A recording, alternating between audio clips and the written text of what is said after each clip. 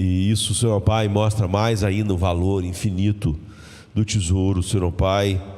Que nós possamos, Senhor Deus, nos alegrar em sermos, Senhor Pai, ó Deus, o depósito, Senhor Pai, onde esse tesouro é colocado. E o anseio dos nossos corações seja, Senhor Pai, que o mundo inteiro veja, Senhor Deus, esse tesouro de maneira cada vez mais clara, Senhor Pai, e que as nossas vidas não sejam um empecilho para isso. Que nenhum de nós, Senhor Pai, venha, Senhor Pai, justificar nada em nós que não glorifica a Ti, ó Deus, com o fato de sermos apenas um vaso de barro. Porque, Senhor Pai, há uma excelência no poder, ó Deus, na obra perfeita de Cristo, que é suficiente, Senhor Pai, para transpor todas as limitações evidentes, Senhor Pai, da nossa vida e mostrar a glória, Senhor Pai, e o poder do Evangelho, ó Deus, e o poder suficiente da graça que se aperfeiçoa na nossa fraqueza, Senhor Pai. Que mostra, Senhor Pai, que objetos fracos, ó Deus, podem realmente, Senhor Pai, ser sustentados pela Tua mão, ser transformados, Senhor Deus, na semelhança do Teu Filho pelo poder do Teu Espírito, através somente da Tua Palavra.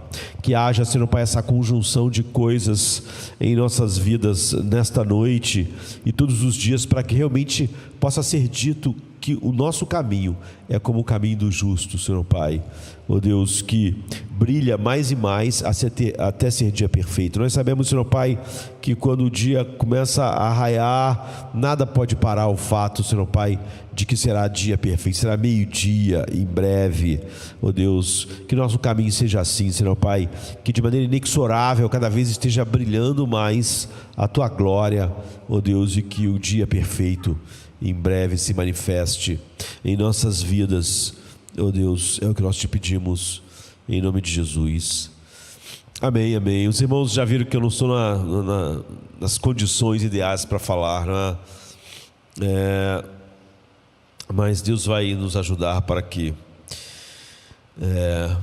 a mensagem penetre profundamente em nossos corações e mentes, apesar da dificuldade e uma energia que nem sempre está no ponto exato quando estamos assim. Na semana passada, não lembro se de manhã ou à noite, eu acho que de manhã, não lembro mais, nós meditamos em 2 Coríntios 11, 3, e eu falei sobre o grande medo do homem mais corajoso que o mundo já viu.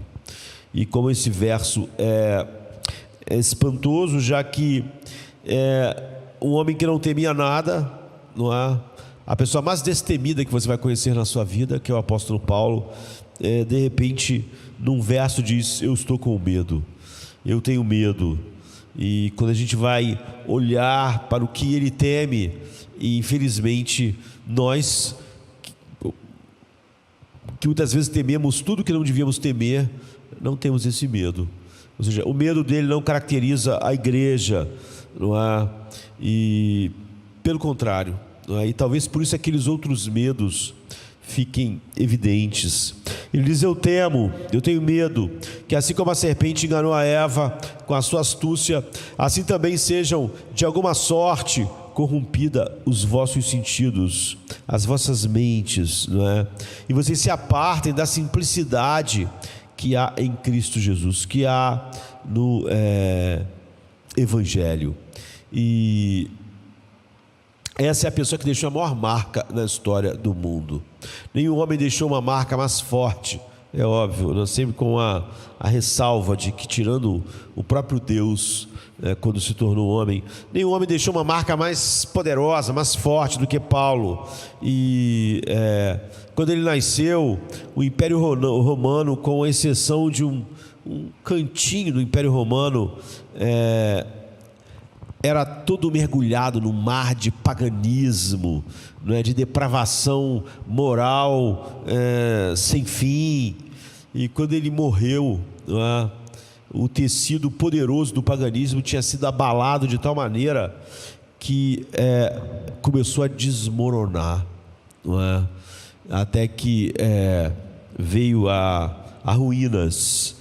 E nenhum dos agentes que Deus usou para produzir essa maravilhosa mudança, que parecia totalmente impossível, uma mudança tão grande quanto aquela de Jesus chamando Lázaro para fora, um corpo em decomposição ser revertida, não é? E o processo inexorável da decomposição ser interrompido, mas não só interrompido, ser revertido, e um homem ressuscitar envolve não um milagre só de ressuscitar, mas um monte de milagres, não é?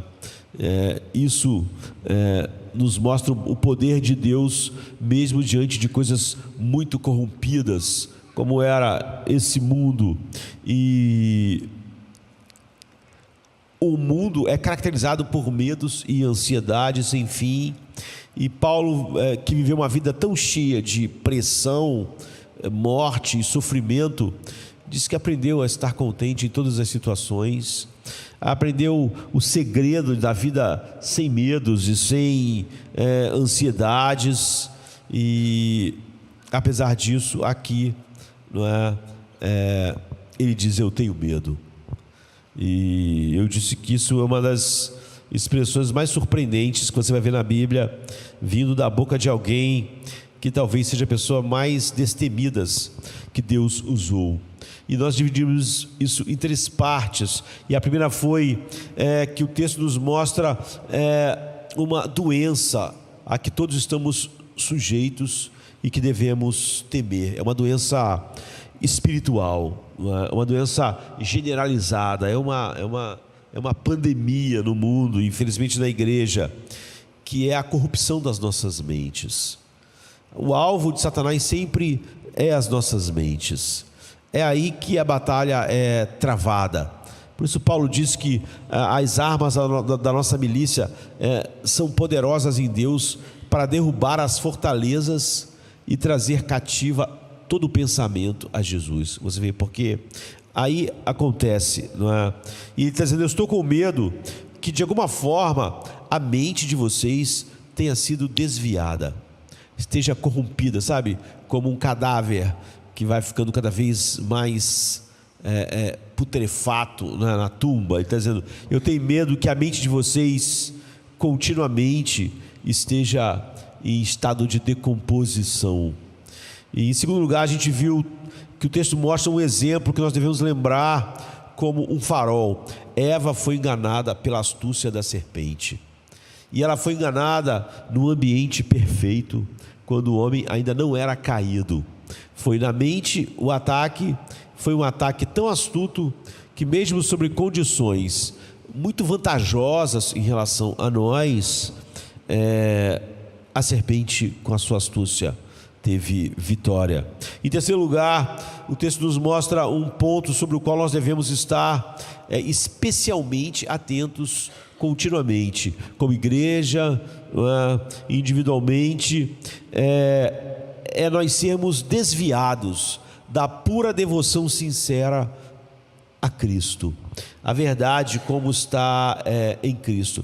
E foi isso que nós vimos, e eu então dei vários exemplos, e agora eu queria só dar mais um exemplo, que eu não tive tempo de falar, e eu acho que ele está muito presente, infelizmente, mesmo no mundo dito reformado, e usando exatamente algumas verdades preciosas.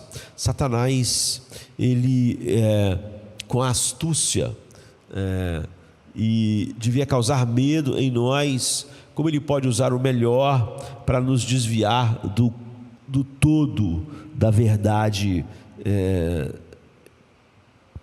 inefável de Deus, não é? Então eu estava conversando com alguém, e algo tem se tornado cada vez mais comum, em que as pessoas pegam a graça de Deus apenas aquelas declarações externas maravilhosas, que são o coração da graça, da justificação, não é? Da declaração de Deus sobre o nosso status diante dele, imediatamente, não por algo que a gente vai fazer, imediatamente estando em Cristo, Ele nos vê justos, perfeitos, completos, e todos os nossos pecados tendo sido propiciados. E muitas pessoas decepam, não é? Emasculam o Evangelho, colocando o Evangelho, falando que isso é a graça apenas aí. Então hoje a gente tem toda explicações para a vida de alguém que realmente está em Cristo e não tem nenhuma evidência disso em sua vida, mas que vai dizer que como uma pessoa estava conversando comigo, uma série de problemas em sua vida, uma série de fracassos sem fim, da qual essa pessoa na verdade nem via mais como fracasso, já que ela se via como uma vítima, não é? Simplesmente dessas coisas, e ela tinha uma explicação humanista para cada uma daquelas coisas, tanto na história dela, quanto em propensões biológicas, etc. E ela tinha uma explicação sempre humanista para que o Evangelho na vida dela fosse algo destituído de poder. E é por isso que nós já temos visto cada vez mais as pessoas falarem: olha, aquela pessoa é cristã, e aí ela coloca um pecado, uma depravação que caracteriza aquela pessoa, mas segundo as pessoas, algumas pessoas, como ela não pratica aquilo a define, mas ela não pratica aquilo, é compatível, não é, com você realmente ser habitado pelo Espírito de Deus e estar realmente em Cristo. Então essa pessoa, depois de ter uma explicação humanista para cada um desses problemas, me disse: mas graças a Deus, não que agora eu conheci a graça, e eu sei que, portanto, nenhuma condenação há para os que estão em Cristo Jesus. Então ficava evidente que aquela pessoa usava isso, não é, simplesmente para dizer: olha, está tudo bem, não é, eu não ter nada como a substância do Evangelho, porque essas declarações externas são totalmente insuficientes. Agora, é óbvio que Paulo não escreveu a carta aos Romanos com capítulos e versículos, isso são coisas que foram colocadas depois. Paulo podia ter encerrado então a sua carta aí, quando fez essa declaração maravilhosa, uma das declarações mais preciosas de toda a palavra de Deus. Portanto, agora nenhuma condenação há para os que estão em Cristo Jesus. O versículo acaba aí, tem até algumas versões que colocam que não andam segundo a carne, mas isso não está no original, não é? Essa é a declaração. Mas aquela pessoa não tinha nenhuma evidência de que ela realmente podia simplesmente se colocar aí. Todas as suas explicações para a sua vida eram não baseadas na palavra de Deus, eram baseadas no humanismo secular. Ela não havia nenhuma evidência de que ela podia realmente tomar esse verso como dela, não é? E por que o apóstolo Paulo não termina a carta aí? Porque ele continua. Porque ele vai falar nesse mesmo capítulo, que é o capítulo mais alto de toda a Bíblia, que é o capítulo 8 de Romanos. Porque ele vai começar a falar como aqueles que são habitados pelo Espírito Santo.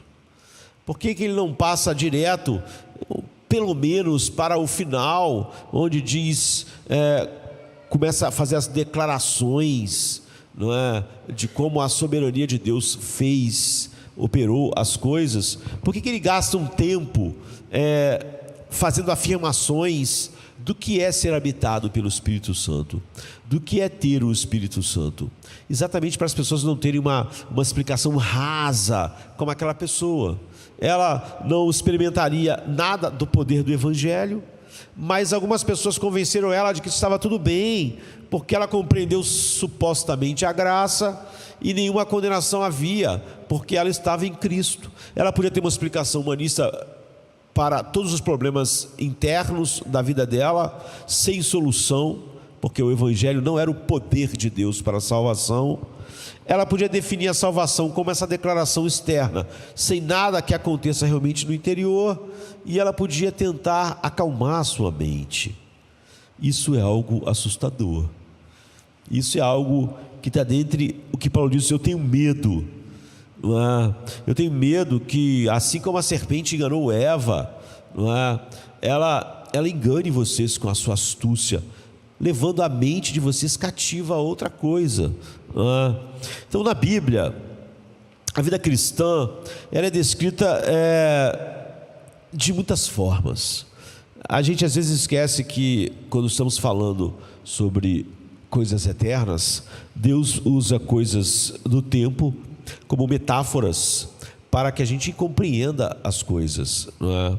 Então, Deus usa o casamento, não é? Então, nós temos as bodas do Cordeiro, nós somos a noiva de Cristo.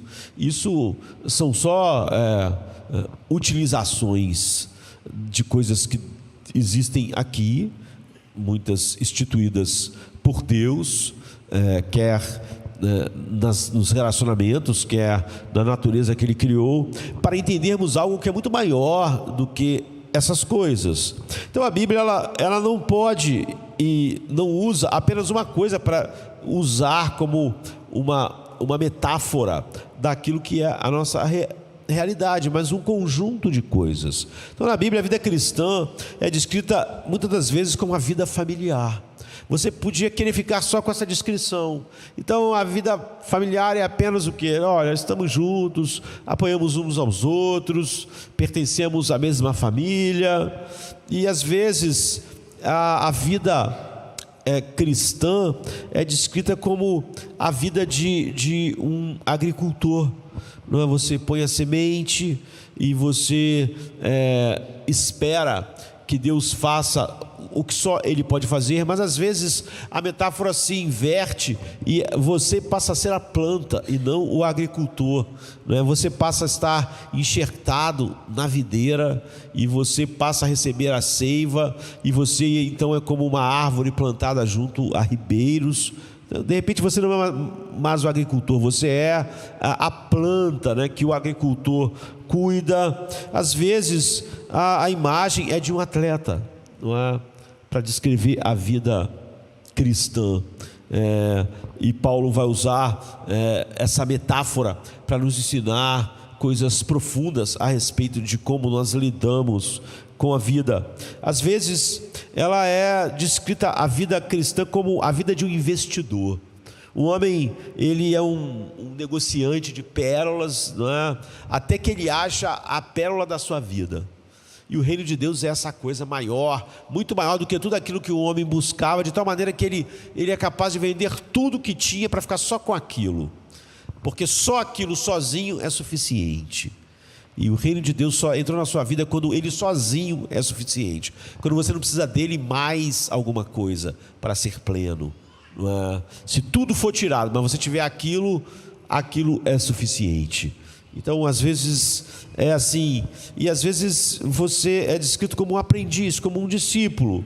Às vezes você é um gerente que foi colocado sobre a sua responsabilidade determinadas coisas para fazer, para gerar dividendos para o seu senhor. Mas às vezes a vida do cristão é descrita como um escravo. Paulo, escravo de Cristo, pertenço totalmente a Ele, a minha vontade, eu não sou guiado por mim mesmo, eu não pertenço a mais ninguém a não ser a Ele, eu sou um escravo de Cristo. Às vezes a vida cristã é descrita como a de um soldado, de um guerreiro, vestido da armadura de Deus, não é? Vocês devem estar prontos para o dia mau, o dia das grandes batalhas, não é? Você já deve estar pronto, sabendo manusear bem toda essa armadura num campo de batalha. E você vê que, se você perguntasse, olha, o que é mais importante? Todas são importantes, senão não estariam na Bíblia. Todas são importantes dentro do seu escopo e não exagerando, porque uma metáfora sempre tem limitações. Quando diz que eu sou uma ovelha, eu não tenho que estudar a biologia de uma ovelha para começar a inventar estudos.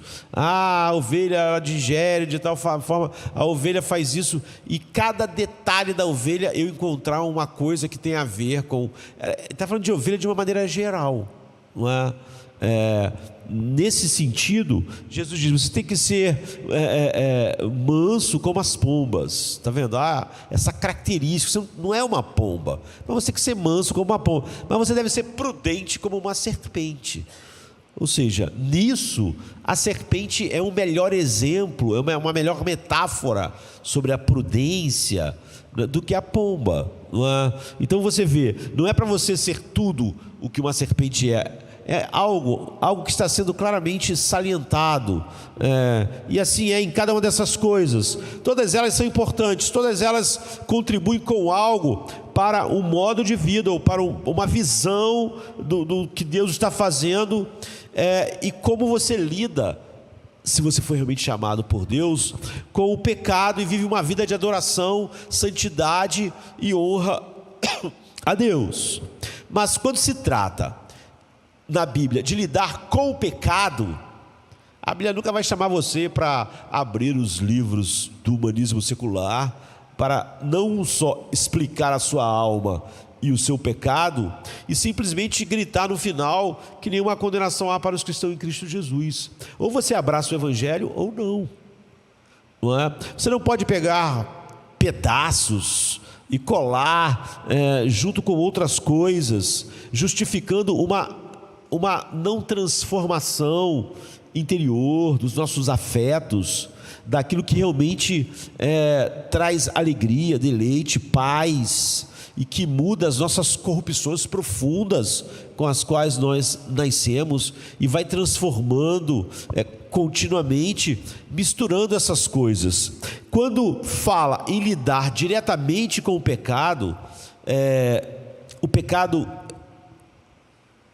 que permanece em nossas vidas, as imagens da Bíblia se tornam menos agradáveis, menos bucólicas. Não começa a falar mais de ovelha, ou de planta, começa a falar de algo menos agradável e mais grave. Quanto mais você se aproxima para lidar diretamente com o teu pecado, em vez de falar coisas bucólicas e líricas, não é?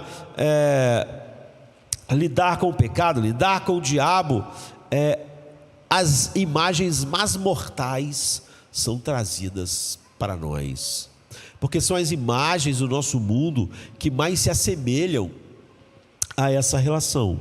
E nada pode ser mais diferente do que aquela pessoa que na verdade não estava lidando com o pecado dela. Ela estava justificando a sua vida com o humanismo secular, e depois dizia: mas graças a Deus, porque nenhuma condenação há para os que estão em Cristo Jesus. Tendo, ao meu ver, parado de ler a Bíblia, o mesmo livro de Romanos, exatamente ali.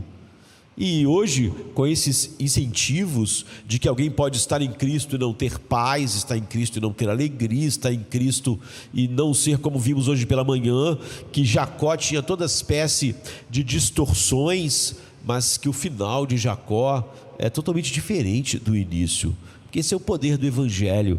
Deus foi moldando aquele homem, não é? E aquele homem, nos seus momentos finais, nos dá um dos testemunhos mais maravilhosos de como Deus é capaz de transformar, usando o tempo que Ele mesmo designou, usando a vida, perdas, e em vez de ser algo que retrate aquilo que o humanismo secular diria, é algo totalmente diferente. Então, as imagens se tornam mais mortais. É claro, isso não é de qualquer forma motivado de uma maneira só pelo estilo. Isso ocorre porque o centro da libertação do pecado na minha vida ou na tua vida, se nós estamos em Cristo, que aquela pessoa estava dizendo que nenhuma condenação há para os que estão em Cristo, mas toda a explicação dela de como o pecado ficava lá e a definia de alguma forma, era o oposto de estar em Cristo. Isso ocorre porque o centro da nossa libertação do pecado é o abate, é o assassinato do Filho de Deus. Ou seja, Ele não me libertou do meu pecado simplesmente como um pastor que me pegou como uma ovelha num lugar ruim e levou para outro lugar, mas eu já era, só estava no lugar errado. Eu já era alguém maravilhoso, não é? Que por acaso estava no lugar errado e Ele só me tirou daqui e me colocou no lugar certo. Não, eu nem era ovelha. Não é? Eu nasci com uma natureza totalmente diferente, portanto, precisava de uma imagem mais adequada. E se o meu pecado, para ser lidado com ele, nada menos do que o assassinato do próprio Filho de Deus foi necessário, então você vê que você precisa de imagens mais graves, porque você vê aqui a gravidade de como lidar com isso foi. Se nós tivéssemos sido salvos da pena e do poder do pecado de outra forma, de uma forma muito pacífica, só com instrução, ou só, como eu disse, me tirando de um lugar e me levando para outro, ou se nós tivéssemos sido libertos do pecado e da sua escravidão, através de uma maneira agradável, Jesus veio para o mundo, andou, jantou com as pessoas, bateu um papo e com isso as libertou do pecado. Se isso fosse a realidade, então só imagens agradáveis poderiam estar associadas a essa mudança, não é? Mas não foi assim que nós fomos resgatados. Não foi assim que nós fomos tirados do império das trevas, levados para o reino do Filho do seu amor. Não foi através de jantares, conselhos, amizade, abraços, uma relação familiar, uma aceitação simplesmente de amizade. Não foi assim, não é? A vida cristã pode conter essas coisas, mas é um assunto tão sério que envolve o derramar do sangue do Filho de Deus. E o que podia ser mais, quando você vê o derramar do sangue de qualquer homem pecador como nós, é algo grave, é algo que nos atinge, é uma imagem que nos causa repulsa. Então, quando pensamos no próprio Deus como um homem, andando nesse mundo, o Deus santo e perfeito, sendo assassinado violentamente, você vê que lidar com o pecado, não é?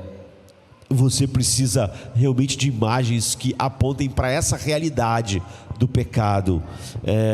Então, se uma crucificação sangrenta está no centro do Evangelho, se quando nós nos reunimos para celebrar a lembrança, nós tomamos um cálice que simboliza o sangue e comemos um pão que simboliza o corpo partido, e se isso foi necessário para lidar com o pecado, para destruir, nós vemos que isso foi um terrível conflito, foi uma guerra de proporções que nenhuma guerra aqui no mundo pode realmente ser uma metáfora final do que foi realmente esse embate.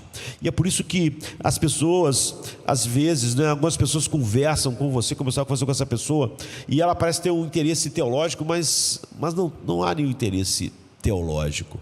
Eu conversando com essa pessoa, falei: olha, para que a gente não fique falando como se estivéssemos interessados em teologia, essas coisas na sua vida e esse estilo de coisa na sua vida é porque você entendeu errado a palavra de Deus? É porque alguma coisa na palavra de Deus te deu a entender de que isso é compatível de se estar em Cristo? Não é. É porque você deseja isso. Conversar sobre isso é inútil. Você pode ter 1000 conversas comigo a respeito disso, mas o seu interesse basicamente não tem nada a ver com a teologia. Você sabe o que Deus disse a respeito disso. Você quer isso por uma razão, por um desejo forte que domina você. Mas a Bíblia tem um nome para esses desejos. Ele não diz que é um problema biológico em você e tal. Ela diz que isso são as concupiscências do engano, os poderosos desejos da mentira, do pecado. E que todo homem que não é guiado por Deus é guiado por essas concupiscências.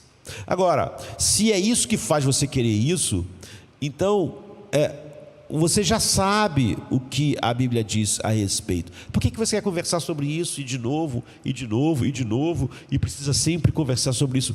Porque na verdade você quer encontrar, ou você quer distorcer, não é, a realidade, a verdade, porque a sua mente já foi conquistada pelos seus desejos. E depois que a mente é conquistada pelos desejos, saber simplesmente a verdade não faz diferença, porque você vai ter que sempre um argumento, e ele vai ser tirado do mundo ou do humanismo para justificar o fato de que nada do que acontece dentro de você está de acordo com o que você disse que aconteceu fora, que foi uma declaração forense de Deus, de que você era justo porque estava em Cristo. Mas estar em Cristo envolveria um monte de coisas dentro de você que não acontece. Então aqui está o padrão dominante para o Novo Testamento, como Deus nos salva da pena eterna e do poder esmagador do pecado. Como Ele nos salva, e essa salvação não é compatível com o que tem sido ensinado, e como eu disse, meio reformado, com o Evangelho, que é só uma declaração externa, que é o que a justificação é, mas que não há nenhum mais poder a não ser essa declaração externa, que não é algo dentro de mim. Quando Paulo diz que não tem vergonha do Evangelho, ele diz que ele é o poder de Deus. Então, Jesus foi morto pelo seu pecado, e vocês foram mortos com ele, e então morreram para o pecado. É o que a Bíblia diz. Portanto, Paulo vai dizer, depois que ele diz essa declaração de que não há mais nenhuma condenação. Não há condenação por quê? Porque morremos com Cristo. Porque foi cravado na cruz a lista da nossa dívida e foi paga. Portanto, ele diz, depois que ele diz isso, mate em si cada tremor que você ainda perceba no cadáver que o pecado deve ser, para que você não encontre esse cadáver, não um cadáver, não é? Mas um captor. E você que seja o cadáver e não ele. Ou seja, ou ele é o cadáver, ou de alguma maneira você será o cadáver. Você não pode misturar as coisas. Então ele diz, mate o pecado em si mesmo. Se isso é verdade sobre você, se nenhuma condenação há mais, se você está em Cristo, então agora esse pecado que não te condena mais pode ser morto por você. Não podia antes, porque ele reinava, mas agora ele não reina assim. Então 1 Pedro 2,24 diz, levando ele mesmo em seu corpo os nossos pecados sobre o madeiro, para que, mortos para os pecados, pudéssemos viver para Deus. Você vê, se eu só posso dizer que Jesus levou meus pecados no madeiro, não só para dizer, olha, então nenhuma condenação há, então eu estou vivo para o pecado. Não, para que, mortos para os pecados, pudéssemos viver para a justiça. Em Romanos 6:2, Paulo diz, temos sido unidos a Ele, na semelhança da sua morte, que é o que a pessoa estava dizendo que aconteceu, por isso ela era justificada, não é? O nosso homem velho foi crucificado com Ele, para que o corpo do pecado seja reduzido a nada, como nós que morremos para o pecado, podemos viver nele. Gálatas 2:20 e 5:24 diz, já estou crucificado com Cristo. Aqueles que pertencem a Cristo Jesus crucificaram a carne com as suas paixões e concupiscências, aqueles fortes desejos do engano, que na verdade, tendo dominado a mente só está tentando encontrar uma forma de distorcer a verdade para se encaixar no engano, o que é a obra da serpente lá em Corinto, que Paulo temia que eles estivessem debaixo. Em Colossenses 3,3 diz: vocês já morreram e a vossa vida está escondida com Cristo em Deus. Está vendo? Quando diz nenhuma condenação há, é porque eu morri com Cristo. Você vê que você não tem como isolar isso do que essa morte com Cristo faz em nós. Qualquer tentativa disso é alguém que já foi. Aquele medo apostólico de Paulo já é uma realidade naquela vida, ou naquela igreja, ou naquele pastor. Romanos 7,4 diz: você morreu para a lei pelo corpo de Cristo, de modo que você pode pertencer a outro. Você não morreu para a lei para viver para você mesmo. Ou você está casado com a lei ou casado com Cristo. Ou você vive debaixo da lei ou vive para Cristo. E agora, se você diz nenhuma condenação há, eu morri para a lei, eu agora pertenço a outro. Então ele diz assim: meus irmãos, também vós estáis mortos para a lei pelo corpo de Cristo, para que sejais de outro. De quem? Daquele que ressuscitou dentre os mortos, a fim de que você dê fruto para Deus. Porque quando nós estávamos na carne, as paixões dos pecados, que são pela lei, operavam em nossos membros para darem fruto para a morte. Como aquilo dava fruto para a morte abundante em nós, agora está realmente morto para a lei, faz o oposto da conclusão daquela pessoa, ou das pessoas que dizem que alguém pode ser justificado, ter essa declaração externa, sem que nada aconteça internamente. É radical, não é? Para darmos frutos para Deus. Agora, se ele foi morto por nós, e nós fomos mortos nele quando ele foi morto, o que a completude daquilo que foi feito e que nós chamamos do Evangelho produz em nós. Ele não diz: desde que Cristo morreu por você e você morreu para o pecado com ele, portanto não há nenhuma batalha, não há nada para você fazer, você realmente só vive. E quem sabe você vive até como todo mundo vive. Quem sabe nenhum poder além da natureza biológica e da natureza psicológica domina a sua vida, não é? Não, ele diz: portanto, matem o pecado. Depois dessa declaração, Paulo vai falar sobre o que é viver no Espírito. Vamos estar matando em nós o que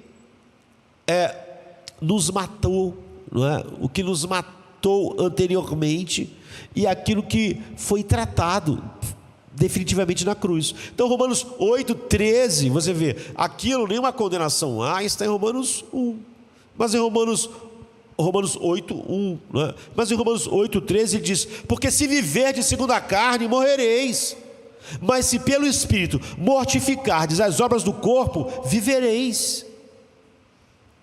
Em Colossenses 3,5 ele diz: põe à morte o que é terreno em você. Se você ler mais alguns versos, mortificai, pois, os vossos membros que estão sobre a terra. E ele começa a dizer coisas que eram o que, por exemplo, aquela pessoa que está conversando comigo dizia que era algo que a definia, apesar dela não praticar.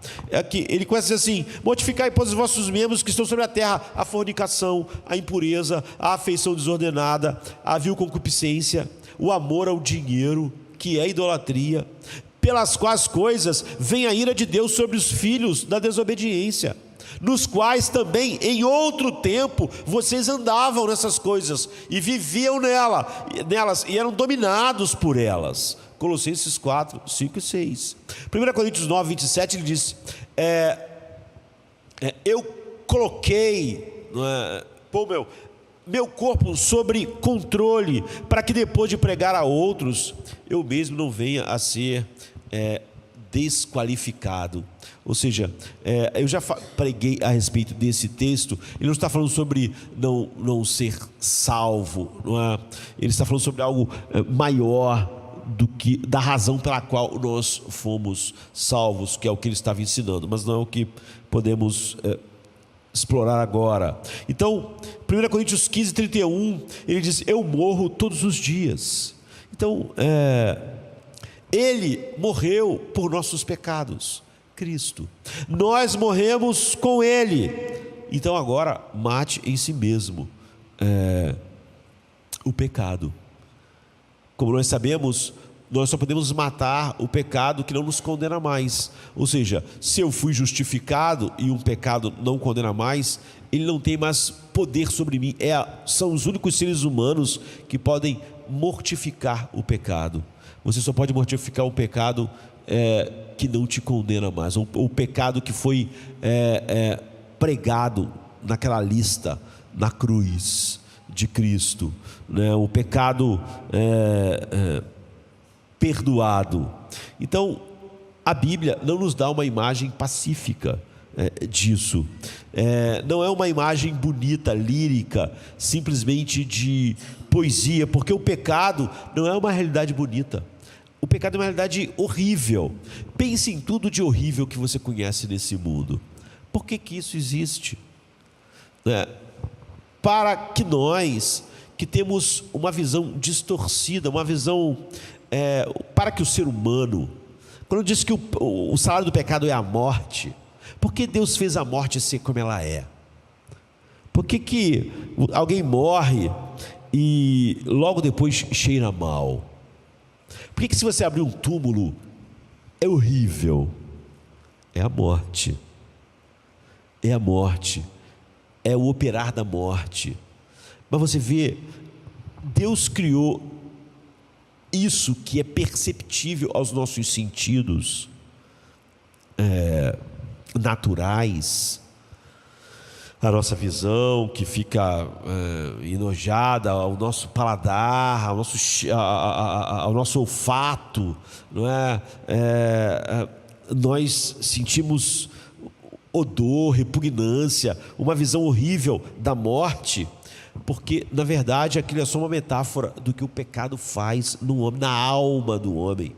A alma do homem é muito pior do que os cadáveres nos túmulos, mas nós não tínhamos olhos para ver. Então a morte física é só uma maneira de mostrar como Deus vê as almas dos homens. São cadáveres, estão mortos, cheiram mal, não é? Estão em estado de decomposição, estão indo de mal a pior, como o apóstolo diz. Então, como um corpo num túmulo, que está indo de mal a pior. Se você voltar 3 dias depois está pior, e 4 dias depois está pior. Deus fez esse mundo e todas essas coisas horríveis que envolvem a dor, a aflição psicológica, porque nós, em nossa insensibilidade, não conseguimos ver quão isso é apenas uma metáfora de algo muito pior, que é a morte espiritual dos homens. Às vezes nós ficamos cobertos de compaixão se um parente nosso está sofrendo qualquer mal, assim, físico, mas o fato de ele ser perdido não nos perturba. Você vê que porque nós não enxergamos que aqueles males físicos são só pequenas metáforas de uma realidade muito pior, e nós devíamos estar tão nos sentindo mal por ele quando ele está saudável, como quando ele está enfermo, por pior que seja, porque a pior enfermidade ou a morte é apenas uma metáfora que não pode completar o quadro da realidade daquilo que Deus vê na alma humana, não é?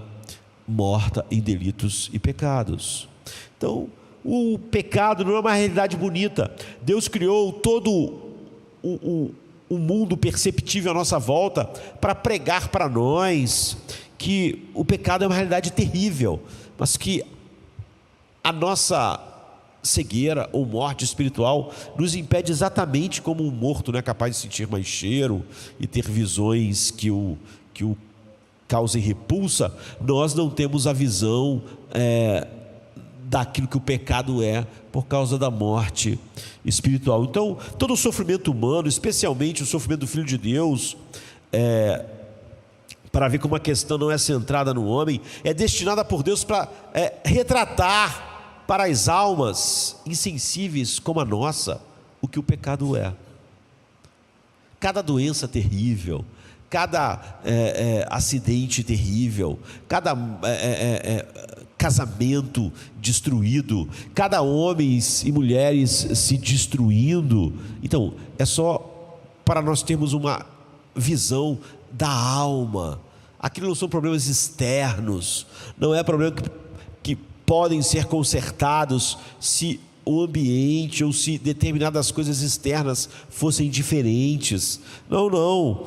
Então é destinado por Deus para retratar para as nossas almas que sentem como algo maçante a realidade invisível e espiritual, e nos tornando insensíveis à feiura inimaginável e à ofensividade do pecado, se nós apenas realmente o víssemos, não é? Como Deus o vê. É por isso que Deus sujeitou o mundo à futilidade. A Bíblia diz: toda a criação geme, porque Deus criou, sujeitou o mundo à futilidade. Então, quando você vê animais sofrendo, quando você vê tudo sofrendo, aquilo é para você ter uma visão do que o pecado é. Quando você vê pessoas, quando você vê enterros, quando você vê exumação de corpos, quando você vê o estado de decomposição de um cadáver, todas essas coisas horríveis, não é? Deus sujeitou o mundo a essa futilidade, não é? Como está em Romanos 8:20, porque a criação ficou sujeita à vaidade, não por sua vontade, mas por causa do que a sujeitou. Então, se o centro do problema do sofrimento humano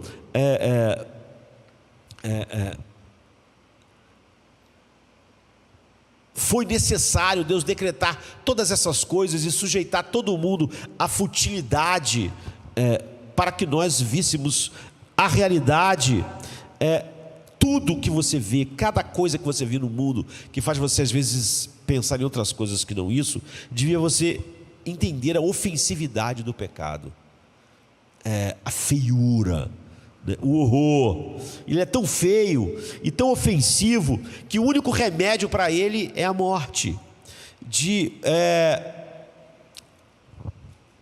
Todas as coisas que existem, mas que não há como lidar com ele, a não ser que a morte violenta numa cruz do ser mais digno que existe não poderia lidar com o pecado, como está em Isaías 53, né?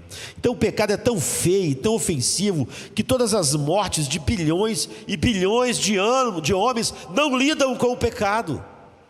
A morte de toda essa geração, 8 bilhões de pessoas que estão no mundo hoje, né? Sei lá, daqui a 100 anos, quando todas estiverem mortas, você vai achar que foi horrível. 8 bilhões de pessoas morreram, foram enterradas e sofreram no estado de decomposição. Foi horrível, mas o pecado é tão ofensivo que todas essas mortes não lidam com ele, não lidam nem um pouco com ele, não é? Então, portanto, como por um homem entrou o pecado no mundo e pelo pecado a morte, assim também a morte passou a todos os homens, por isso todos pecaram. Romanos 5:11. Então, ele é tão feio e tão ofensivo que o eterno consciente tormento para sempre de uma alma condenada é a única justa punição para o pecado. Muitas pessoas, quanto mais nós nos chocamos disso ser a realidade, só mostra quanto menos nós vemos o pecado como ele é. Apocalipse 14:10 diz assim: também este beberá do vinho da ira de Deus, que se deitou, não misturado, no cálice da sua ira, e será atormentado com fogo e enxofre diante dos santos anjos, diante do Cordeiro, e a fumaça do seu tormento sobe para todo sempre, e não tem repouso nem de dia nem de noite, os que adoram a besta e a sua imagem, e aquele que receber o sinal de seu nome. Você sabe que a Apocalipse vai dizer que as únicas pessoas que não adoraram, ou seja, substitutos de Deus, são aqueles que tiveram seus nomes escritos antes da fundação do mundo no livro da vida do Cordeiro que foi morto, que foi assassinado. Então, ele é tão feio e tão ofensivo que justifica o dilúvio, que justifica a morte, como eu disse, de toda a nossa geração, de todos os 8 bilhões, e isso em nada paga a ofensa que o pecado não cobre. Por isso que nada disso resolve o problema. E é tão feio e ofensivo que Jesus descreve em uma parábola como uma dívida impagável, ainda que você esteja para sempre debaixo daquela ira infinita de Deus, em Mateus 18, 24. E tão feio e ofensivo que Deus ordenou 1500 anos de lei para que toda boca fosse calada, né? E todos vissem que nenhum ser humano seria justificado pelas obras da lei, ainda que em vez de 1500 anos ficasse 3.000, 5.000, 10.000, 20.000 anos. E milhares e milhões de animais foram mortos só para mostrar que o homem mesmo não tinha como lidar com a situação de si mesmo, que dirá pegar pitadas do humanismo secular para lidar com isso, misturar com o verso, decepando o evangelho do seu poder para que o mundo nos ache um pouco mais relevante, entre aspas, e para que as pessoas sentadas nos bancos das igrejas se sintam bem, mesmo quando elas finalmente tiveram o privilégio de ouvir o evangelho da graça, a serpente conseguir fazer com que a graça na mente delas seja algo que não as transforma de verdade. Então, o conflito com a realidade feia e ofensiva não é um assunto pacífico ou agradável. Agora nós temos guerras na Ucrânia, temos o conflito de Israel em Gaza. É bonito. As imagens que a Bíblia faz o tempo todo de guerra, de matar, de estar com sua armadura, de estar no campo de batalha, é uma imagem bonita. Não é nem no Gólgota, e nem no seu quarto, nem na sua cozinha, nem na sua sala, não é? Se nós formos fiéis, cada vez que nos encontrarmos com o poder do pecado, nós vamos estar com a espada do Espírito nas mãos. Como sempre que você está no campo de batalha diante do inimigo, você não resolve chupar um sorvete ou dizer que as coisas são assim mesmo. Você vai querer estar bem equipado para o combate, não é? Sem trégua, sem compromisso nenhum com aquilo, aqui é uma guerra sem fazer prisioneiros, lutar até a morte. Assim, é inteiramente possível que você subestime o pecado, e então o que Jesus fez na cruz, nos fazendo morrer e matando o pecado para nós pertencermos a Ele, e só assim nós, pertencendo a outro, podemos realmente estar engajados aqui, percebendo que nosso inimigo nunca está dormindo, não é? Que ele tem algumas vantagens sobre nós nesse sentido, e que ele é o que Paulo está dizendo: eu tenho medo que ele, com a sua astúcia, né, não corrompa a mente de vocês. Devemos estar sempre vigilantes e nunca descuidados, e se alguma coisa há em nossos dias, não é uma visão excessiva na excessiva pecaminosidade do pecado, mas é o oposto, não é? É exatamente, em vez de vermos a graça de Deus como algo potente para lidar, e a única coisa possível com a excessiva pecaminosidade do pecado, a gente vê como uma maneira de amenizar aquilo que o pecado é, e como nós devemos viver as nossas vidas. Então, quão perigoso é não é? É óbvio que para aquela pessoa não era nada, porque ela estava dizendo que ainda bem que, apesar de ela ser um joguete nas mãos do pecado, nenhuma condenação havia. Estava sendo óbvio que ela supostamente ouviu alguém falar muito sobre a graça, mas a pessoa que falou para ela e ela mesma nada mais foram do que enganadas pela astúcia da serpente, para não entender nem o pecado, nem a graça de Deus, nem a salvação que ela produz. Então, quão perigoso é o pecado para aquela pessoa, para você, para mim? E como nós devemos então colocar o pecado à morte, se nós de fato não somos mais condenados pelo pecado por sermos justificados? Ou seja, como devemos fazer com sucesso uma guerra que não deve terminar até nós estarmos fora desse campo de batalha? Eu estou ciente que nós, cada vez que estamos reunidos para sermos cheios da verdade de Deus e para sairmos para a peleja. Por isso que essa cultura de ideologias do vitimismo são incompatíveis com uma compreensão correta do que nós somos, de quem Deus é e do Evangelho, de como Ele lida com o nosso pecado. Praticamente tudo o que eu prego é destinado a ajudar a cada um de nós responder a essas perguntas e sabermos agir de acordo no dia a dia, sem precisarmos de um guru ao nosso lado, porque nenhum soldado no campo de batalha pode sobreviver se ele precisa que outras pessoas atirem por ele, tomem as decisões se é para atirar ou não, se alguém é o inimigo ou se não é o inimigo.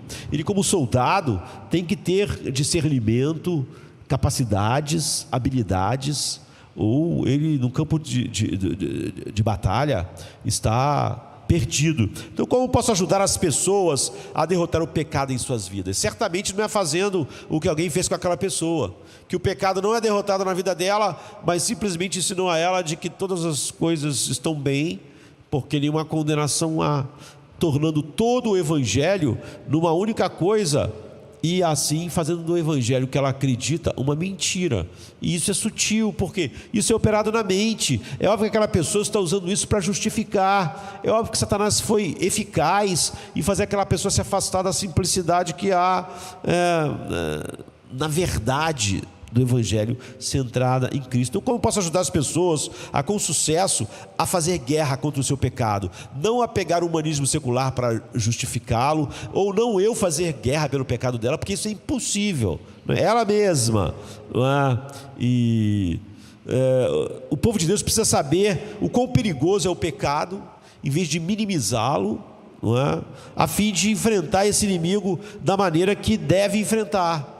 E quase sempre estratégias que são usadas contra os problemas particulares que o pecado causa nas pessoas, nada mais é do que estratégias humanistas trazidas para o meio da igreja. Então, uma das razões pelas quais tanto os cultos às vezes estão cada vez mais tem uma conotação de todo mundo se sentir bem. A última coisa que as pessoas que estão no campo de batalha agora, tudo que os seus comandantes falaram para eles, era só uma maneira de eles, todo mundo se sentir bem e confortável no campo de batalha. Não.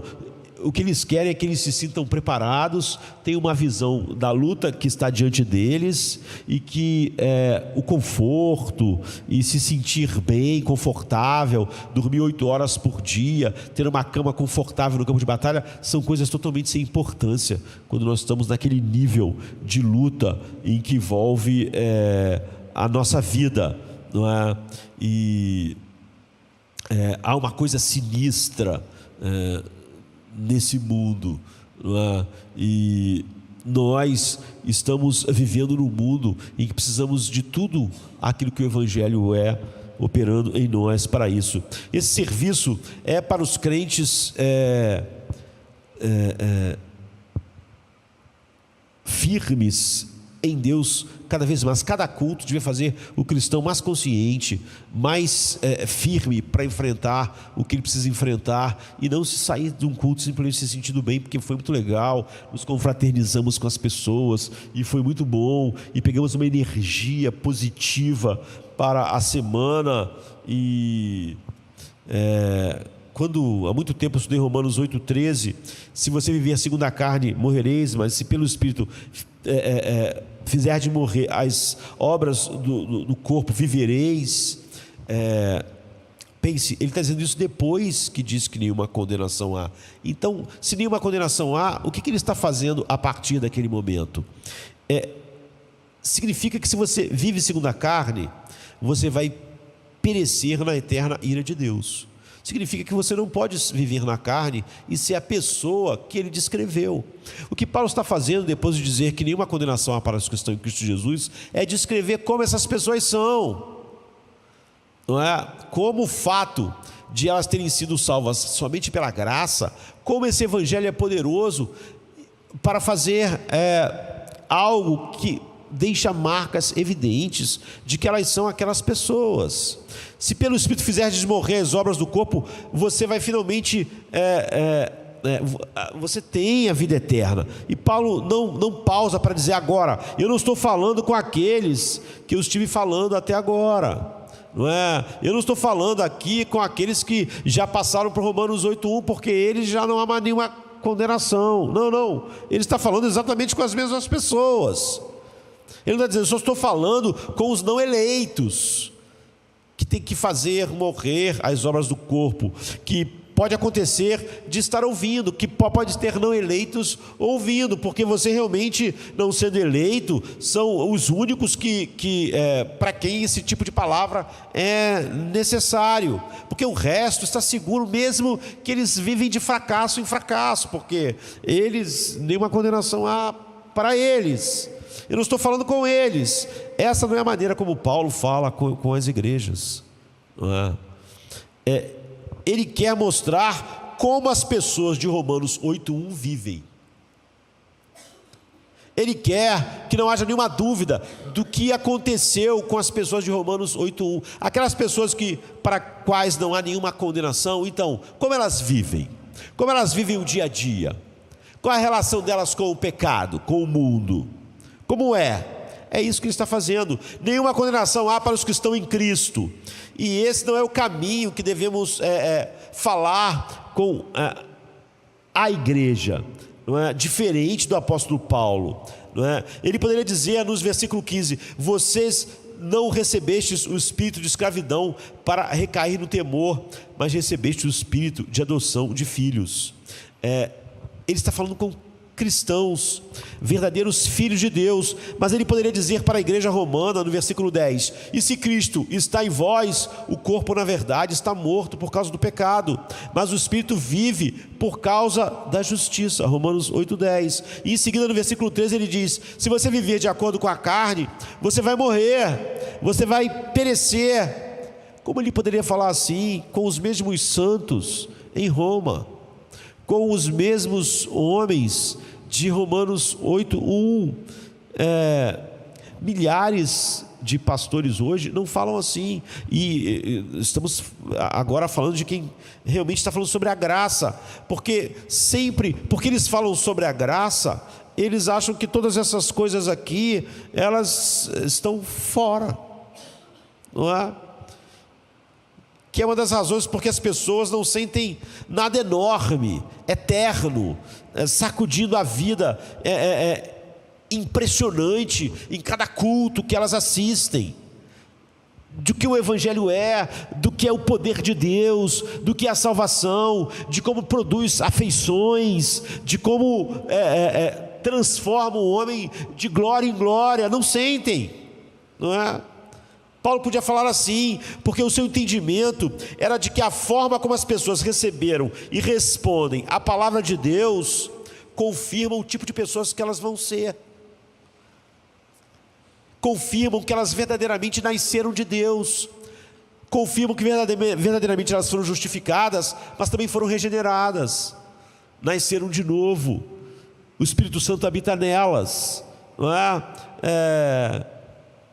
Como 1 João 4,6, nós somos de Deus, aquele que conhece a Deus ouve-nos, aquele que não é de Deus não nos ouve. Nisto conhecemos nós o espírito da verdade e o espírito do erro. O Filho de Deus, movido pelo Espírito Santo, ouve a palavra de Deus. Ele não pensa na palavra de Deus aquilo que se encaixa mais com sua concupiscência, com o seu desejo. Ele não ouve mais. Se ele sente que ele ama muito dinheiro, ele quer ouvir mais da palavra de Deus, porque ele quer mortificar, ele quer assassinar esse pecado, se é que na vida dele, como terá sido, já que na cruz não foram mortos alguns pecados, mas todos eles em Cristo, aquele pecado foi castigado em Cristo.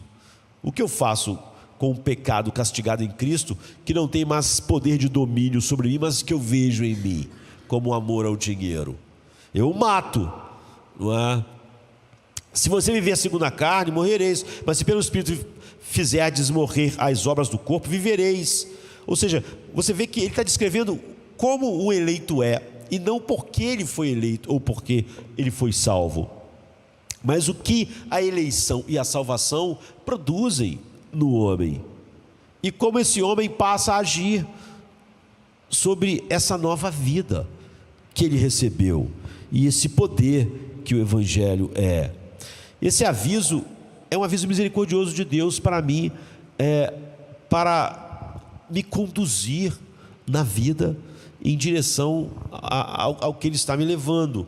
Essa é a misericórdia de Deus para mim, para me ajudar a pegar a espada do Espírito, quando eu vejo algo na minha vida que é algo que foi crucificado com Cristo na cruz. Pegar a espada do Espírito e confiar na promessa do poder da graça, do poder do Evangelho que opera em mim, e fazer guerra contra o pecado, em vez de usar o Evangelho de uma maneira falsa para me pacificar com o pecado. Não, tudo que quando eu vejo um pecado, eu vejo, é como alguém que está no campo de batalha hoje vê alguém do outro exército, o inimigo armado. Você não tenta se confraternizar com ele, você pega a sua arma também. Então, o que Paulo está dizendo é que a característica dos eleitos de Deus, daqueles que foram, que nenhuma condenação há, é que eles veem os pecados agora, por eles terem sido cravados na cruz com Cristo, e a feiura deles ser tal, que só isso pode lidar com eles. Quando eu os vejo pelo que Ele é. Eu não sou pacificado com Ele pela graça. Eu, quando o vejo tão perigoso como o soldado mais perigoso de um exército inimigo que está armado contra mim. Então Deus é meu capitão, me levando para casa em segurança através do campo de batalha, e Ele não me leva atrás do campo de batalha me dizendo: olha, abrace todos os inimigos, todos os pecados. Não, é o contrário. Ele vai me levar em segurança. Esses inimigos são reais, e nesse caminho da obediência do cristão, o cristão goza da garantia e da segurança de que nenhuma condenação há para ele. Você vê, porque ele tem em si a descrição que Paulo faz dos homens que são aqueles que ele descreveu como quem não tendo nenhuma condenação. Mas a pessoa mundana diz para si mesmo, quando ela ouve Romanos 8,13: eu não preciso desse tipo de aviso, eu sou cristão, eu estou seguro, eu estou salvo pela graça, nenhuma condenação há para mim. Eu não preciso de palavras ameaçadoras como: se você viver segundo a carne, morrereis. Não preciso. Ou seja, ele está dizendo: eu preciso de Romanos 8,1, mas Romanos 8,13 eu não preciso. Paulo deve ter se enganado quando escreveu a outra parte, quando na verdade, como eu disse, Paulo agora não está dizendo como você é salvo, mas como é a característica dos homens salvos. Ou seja, o que a salvação faz no homem. Então, claro, a pessoa vai dizer: lutar contra uma tentação, tudo bem, é bom, mas não faça disso uma coisa tão grande. Não faça do combate com o pecado algo tão grande, porque não é. Agora nós estamos completamente despreocupados com isso. Por quê? Porque se não há nenhuma afeição em mim, eu estou despreocupado. Se há em mim amor ao dinheiro, eu estou despreocupado. Se há essa depravação me dominando, eu estou despreocupado, porque eu estou lá em Romanos 8:1, quando na verdade Paulo está acendendo todas as luzes e dizendo: você não tem as marcas de que você está em Romanos 1.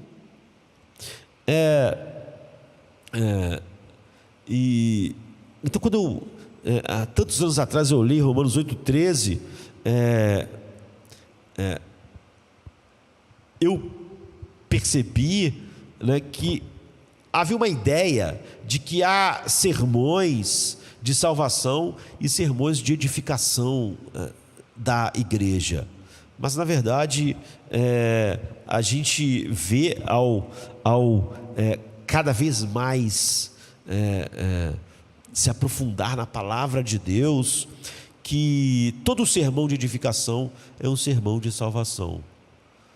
Que não há esses dois tipos de sermão. Todo sermão é um sermão de salvação. Ou seja, todo sermão é parte de como Deus está operando a salvação em nossas vidas. Não é? E apesar de objetivos às vezes menores no nosso dia a dia não parecerem de suma importância, são, como na Guerra do Pacífico, não é? Os Estados Unidos teve que tomar ilha por ilha até chegar ao Japão.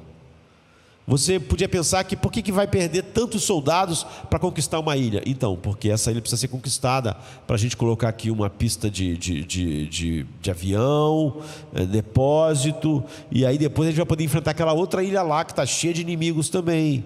E aí a gente, depois que vencer aquela ilha, vai ter a outra ilha. E como tem uma quantidade enorme de ilhas no Pacífico, eles tiveram que ir de ilha em ilha. Nenhuma ilha era insignificante. Ninguém pensou assim: nós queremos o Japão, não queremos ficar pegando essas ilhazinhas. Essas ilhazinhas eram o problema no caminho para chegar àquele objetivo final. Não é? Então a vida eterna é encontrada somente no caminho da confiança total em Cristo, na suficiência do Evangelho para todo o caminho. Não é? Se deleitando em Deus, como amante da verdade, dependendo do Espírito Santo continuamente para matar agora todos os pecados que foram cancelados na cruz. E isso é que toda pregação devia fazer. Por isso que não há nenhum espacinho nela para o humanismo secular, porque ele não faz isso de forma nenhuma. Isso não é uma parte apenas, não é? É o que cada sermão deve ser. Todo sermão é um sermão de salvação. Cristo morreu pelos meus pecados. Eu morri com Cristo para o meu pecado. E agora eu faço guerra contra o meu pecado e o coloco à morte. Aquele pecado, você pode achar que é só uma ilha pequena, não é?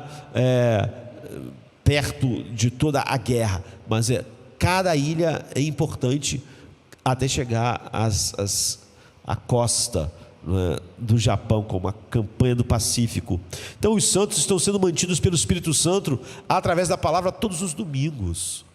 Não é? Toda vez que ele está ouvindo um sermão, todo sermão, um sermão de salvação para o povo de Deus. E todo mundo que é povo de Deus realmente ouve um sermão como um sermão de salvação.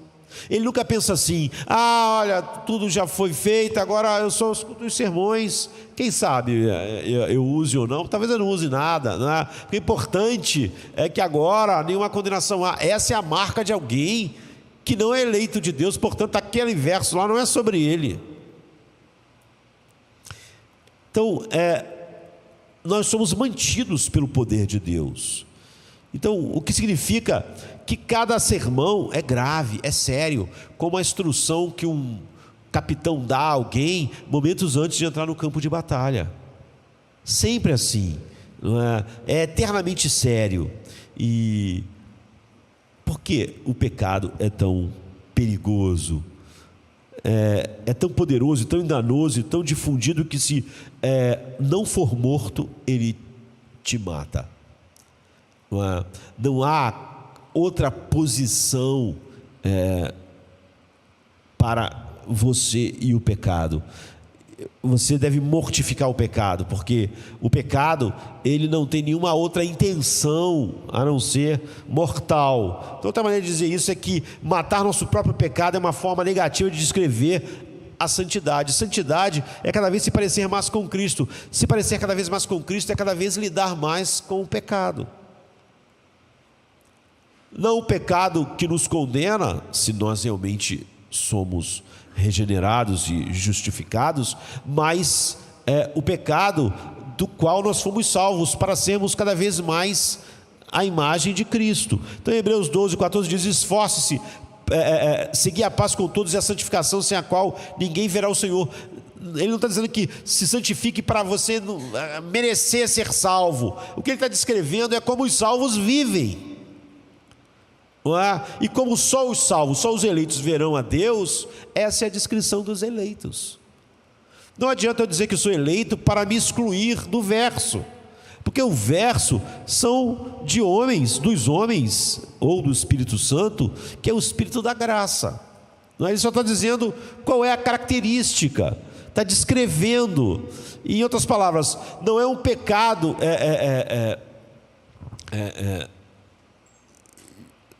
que simplesmente é morto. Há uma santidade sem a qual não há vida eterna. Então, a vida do cristão é matar pecados que foram cancelados, porque o outro nome disso, o nome positivo disso, é santificação, não é? E sem isso ninguém verá Deus, porque essa é a marca dos eleitos de Deus. Eles vão se tornando de um grau de glória para outro, mas parecidos com Cristo. Em vez de tomar um verso da Bíblia para me apaziguar com o meu pecado, junto com explicações humanistas seculares, eu sinto que eu devo matá-lo, não é? Porque ele não tem outra intenção. Jesus coloca dessa forma: se o teu olho direito te faz tropeçar, arranca-o e jogue-o fora, pois é melhor que se perca um dos teus membros do que seja todo o teu corpo lançado no inferno. Ele não está falando disso como caminho para o céu. O caminho é ele, o caminho para o Pai. Ele está dizendo que essa é a característica de quem está no caminho. Acha Deus tão valioso, acha a beleza de Cristo tão valiosa, mais valiosa que o olho. Ele não está mandando você arrancar um olho de verdade, mas quão valioso é o olho. Então é uma boa metáfora, não é? É uma poderosa metáfora. Deus é tão valioso que vale mais do que meu olho, não é? É tão valioso que vale mais do que o meu braço. Em outras palavras, se você fizer as pazes com o seu pecado durante a vida, você vai desenvolver um padrão de mundanismo, de não fazer guerra com o pecado, e você não tem nenhuma marca daqueles para os quais nenhuma condenação há. Ou seja, não é que você deve fazer isso para que não haja condenação, mas para aqueles que não têm condenação, eles têm uma marca, eles têm uma maneira de viver. Foi feita uma mudança muito maior do que apenas uma declaração externa sobre eles na justificação. Então, qual sério o pecado? Jesus está dizendo para nós, é infinitamente sério, não é? Seu destino eterno sempre está em jogo quando nós pensamos sobre o pecado. Este aviso é fundamental, porque você pode separar as doutrinas que compõem a mesma salvação, e você não tem mais a salvação bíblica, não é? É porque a graça que justifica também é a graça que santifica. Então, quando eu digo assim, olha, não importa se eu sou santificado, porque a graça me justificou. Mas o problema é que na Bíblia a mesma graça faz as duas coisas. E se a graça não está fazendo uma coisa, é porque ela não fez a outra. Se a parte visível e experimental do que a graça faz não existe na minha vida, porque a parte que é só uma declaração aconteceu?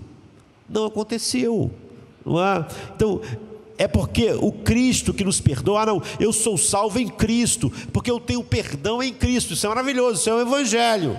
Mas A questão é que o Cristo que nos perdoa também é o Cristo que intercede por nós, que nos enviou o seu Espírito, que disse que terminaria a obra que Ele começou em nós, que disse que Ele, se você é daqueles que estão nele, Ele virou o seu tesouro, a coisa mais importante na sua vida. É muito mais importante do que o olho, do que o braço, ou de qualquer desejo, ou de qualquer coisa no mundo. É porque a fé, você diz, eu tenho uma fé que me justificou, a fé, pela fé eu fui justificado, mas a mesma fé que te conecta com a propiciação da ira de Deus, e então me justifica, é a mesma fé que me conecta com o poder do Espírito Santo.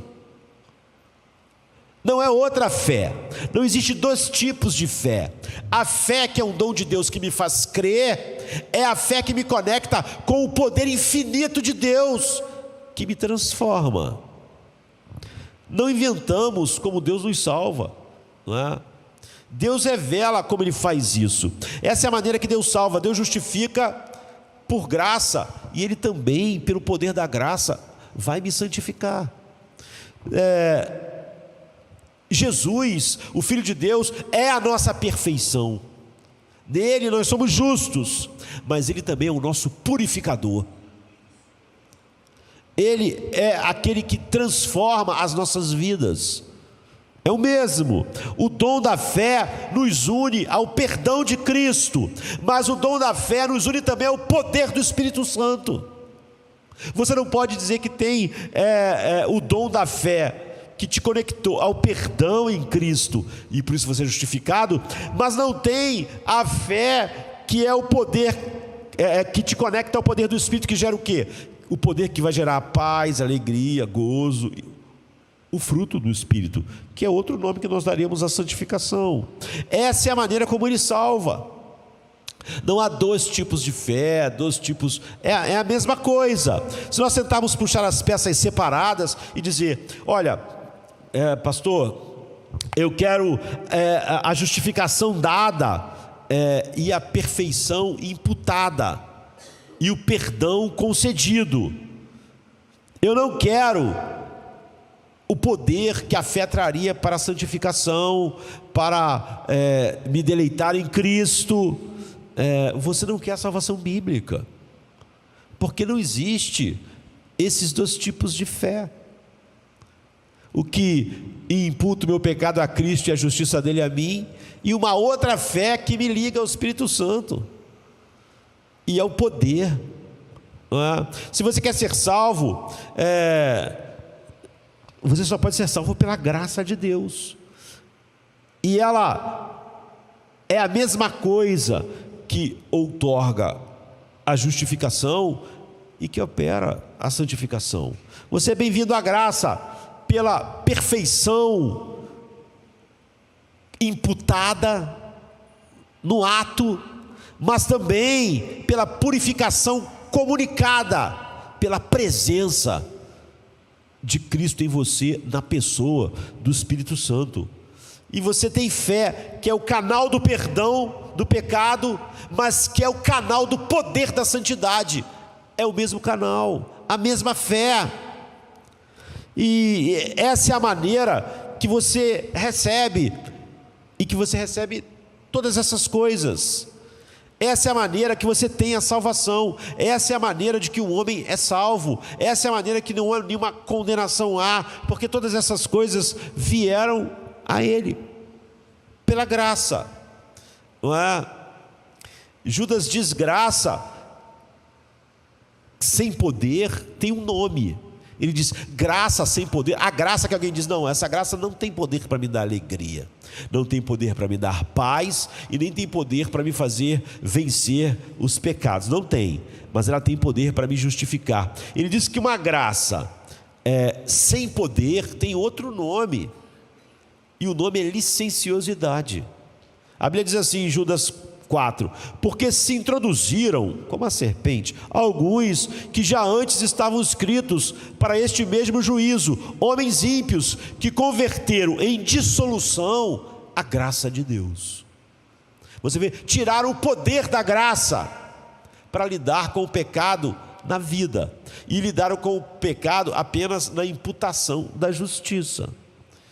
Hebreus diz que um Cristo que nos ajuda a fazer a vontade de Deus é o grande pastor, é o mesmo Cristo no qual eu sou justificado. Então diz assim: ora, o Deus de paz, que pelo sangue da aliança eterna tornou a trazer dos mortos nosso Senhor Jesus Cristo, grande pastor das ovelhas, Ele vos aperfeiçoe em tudo, para fazerdes a sua vontade, operando em vós o que é agradável a Ele, por meio de Jesus Cristo, o qual seja glória para todo sempre. Hebreus 13, 20 e 21. Você vê, Cristo é o poder que nos faz viver, abraçar e nos deleitar na vontade de Deus. Então sim,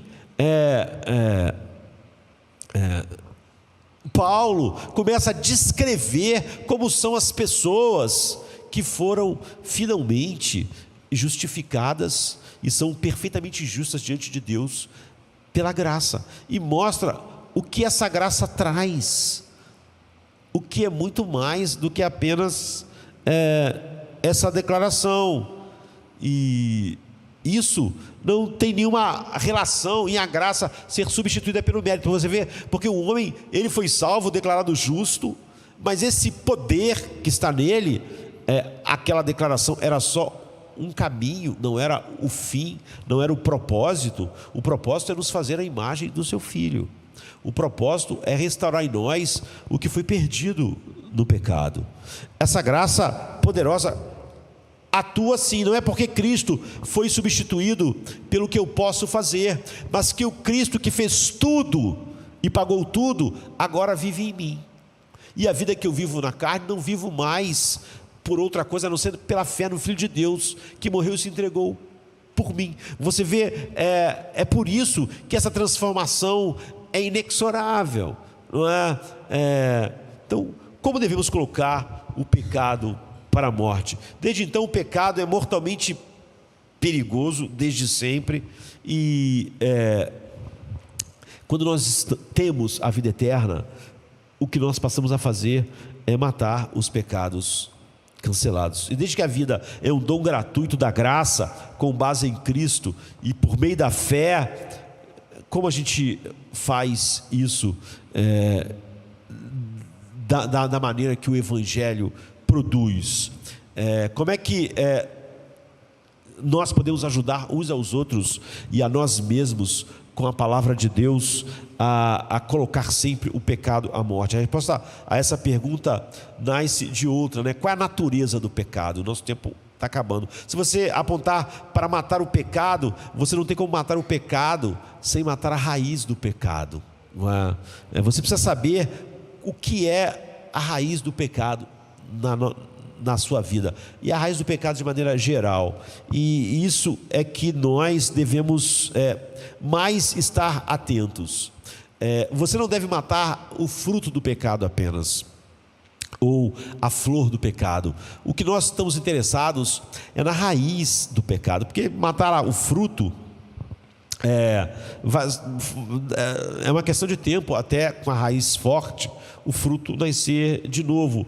É isso que Paulo aponta para nós o tempo todo. Se pelo Espírito fizesses morrer as obras do corpo, vivereis. Não há nenhuma razão para pensar que ele está querendo dizer que eu devo matar os feitos através de esforço próprio, e deixar o sistema radicular, produtor do pecado, intocável. Ou seja, se eu deixar as raízes intocadas, ficar arrancando frutos é uma bobagem, porque eles nascem, e há toda a razão para acreditar que de maneira mais aguda você deve enxergar que toda a sua atenção deve estar na raiz, muito mais do que simplesmente no fruto. Jesus diz assim: ou fazei a árvore boa e o seu fruto bom, Ou fazei a árvore má e o seu fruto mau, porque pelo fruto se conhece a árvore. Mateus 12, 33. Mateus 7, 17 diz: toda árvore boa dá bons frutos, mas a árvore doente produz frutos maus. Então não há nenhum ponto em que você devia ter alguma coisa que fosse lá picar, cortar, destruir os frutos do pecado, deixando a árvore intacta. As pessoas, a gente pensa que realmente o problema do ser humano é o que ele faz, não é ele, não é? Então, de tal maneira que se nós conseguíssemos um sistema social perfeito, o mundo seria perfeito, seria melhor, seria maravilhoso. O mundo nunca é melhor. Olha como o mundo está agora, olha as guerras, olha a violência, olha como na internet as pessoas justificam os atos mais bárbaros só por causa de ideologias. Isso mostra que o mundo não melhorou nada nos últimos 1000 anos, 2000 anos, que todas as melhoras são apenas tecnológicas. Todas as barbáries ainda estão lá. Por quê? Porque isso está nesse sistema, nessas raízes. E por mais que você crie mecanismos de podas de frutos, eles vão continuar crescendo abundantemente. Paulo está falando aqui sobre a vida eterna. Se pelo Espírito fizerdes morrer as obras do corpo, você vai viver. Isso não é aperfeiçoamento moral, não é? Isso é a substituição da raiz. Isso é o que a graça faz. Então, se nós temos como objetivo ajudar as pessoas a lidar com o pecado em suas vidas, todos esses encontros de casais, de solteiros, de tal, são tudo inúteis, porque eles ficam pegando os frutos errados e ficam falando como podar esses frutos lá, mas aqueles frutos crescem de novo, é óbvio, é uma luta estúpida. Paulo argumenta em Romanos 1 a Romanos 3 sobre essa raiz. A parte inferior, o pecado, é uma preferência por qualquer coisa sobre Deus. Tudo que você vê fluir de mal no mundo, na sua vida, tudo destrutivo, são só frutos. A raiz daqueles frutos é que você tem uma preferência sobre algo que não é Deus. Qualquer coisa na criação que foi colocada sobre Deus. O pecado, então, é valorizar nada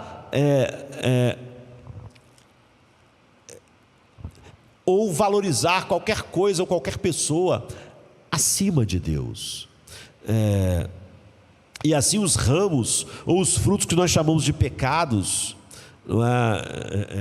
individuais são quaisquer sentimentos, quaisquer pensamentos, quaisquer desejos, qualquer discurso que está enraizado numa desvalorização de Deus. Qualquer sentimento, não importa você falar assim, não, mas isso é espontâneo em mim. Qualquer sentimento em você que desvaloriza Deus é a raiz do pecado que vai surgir em vários pecados na sua vida. Ou se você olhar de outra maneira, nas palavras de Romanos 3, 23, diz assim: todos pecaram, isto é, todos foram destituídos da glória de Deus. Porque todos pecaram, todos estão destituídos. Como? Nossas mentes estão destituídas de conhecer o valor infinito de Deus, da glória de Deus. Porque o pecado suprime a verdade, como está em Romanos 1,18. E nossos corações estão destituídos de valorizar Deus devidamente. Pois o pecado troca a glória de Deus pela imagem, por imagens, por outras coisas que não são Deus, como está em Romanos 1,23, e trocar a glória de Deus imortal por imagens feitas segundo a semelhança do homem, o que significa que toda a nossa alma presa na incapacidade de ver Deus pelo que Ele é, maravilhoso, em sua verdade toda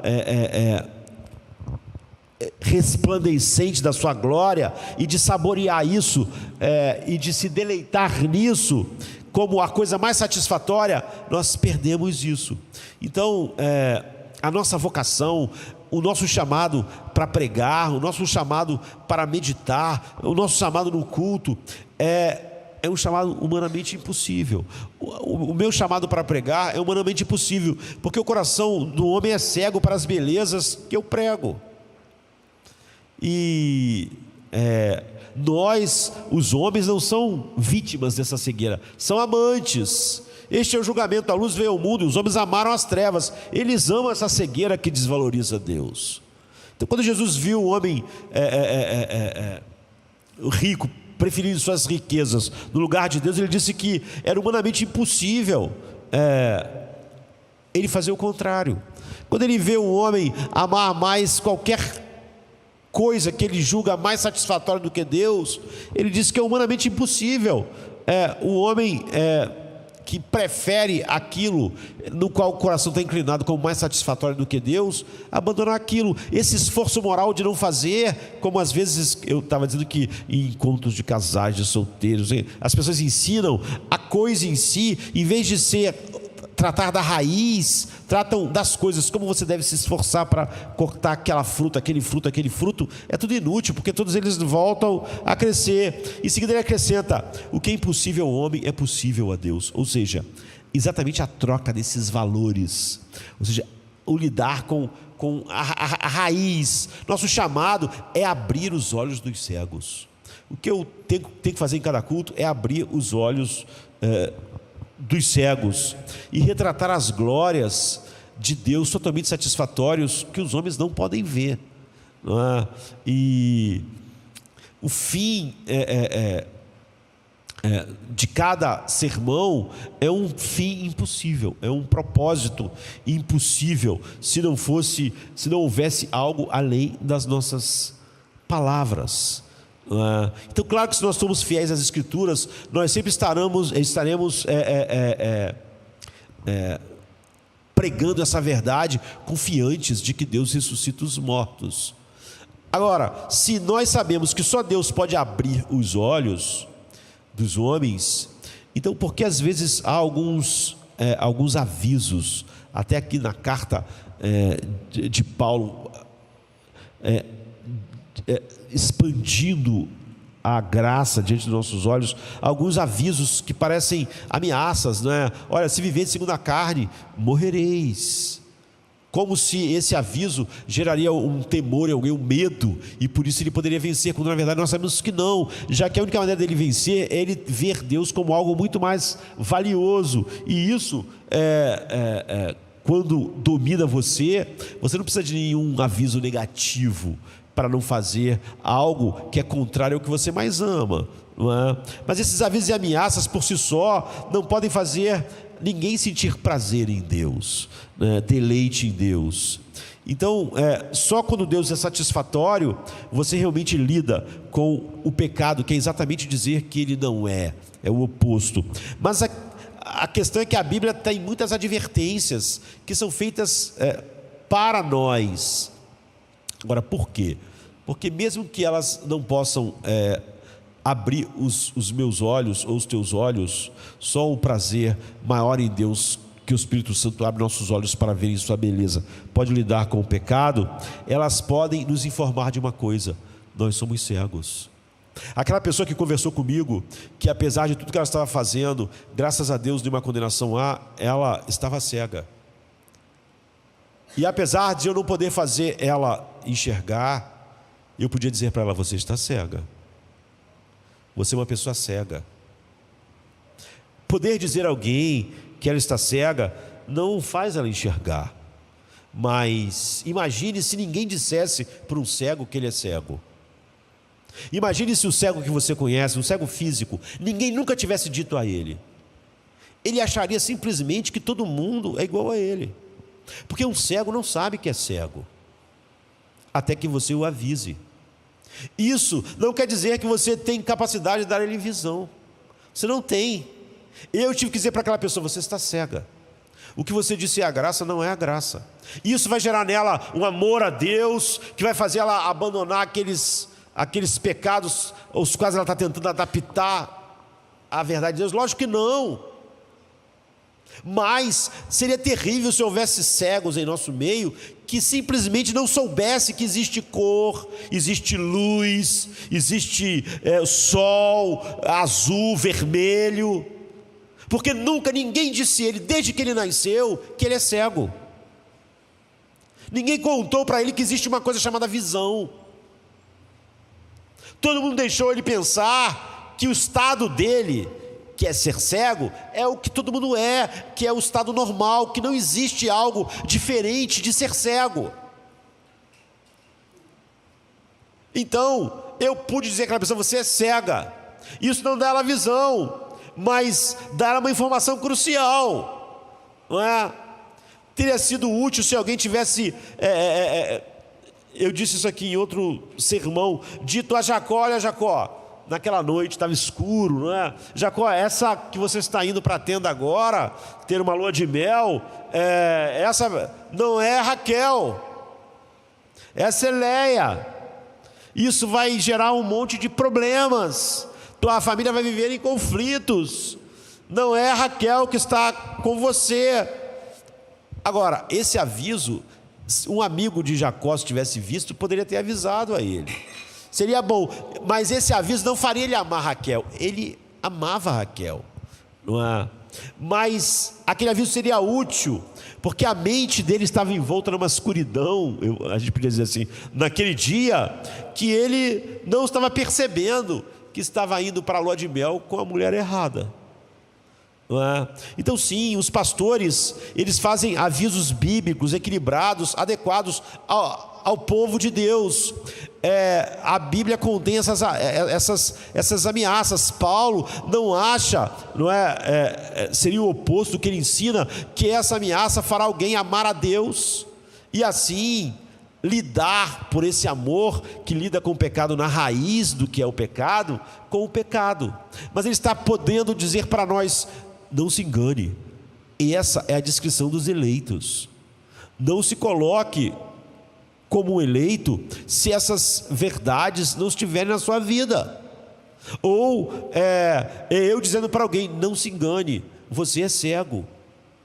Você é cego. Existe luz, existe cores, existem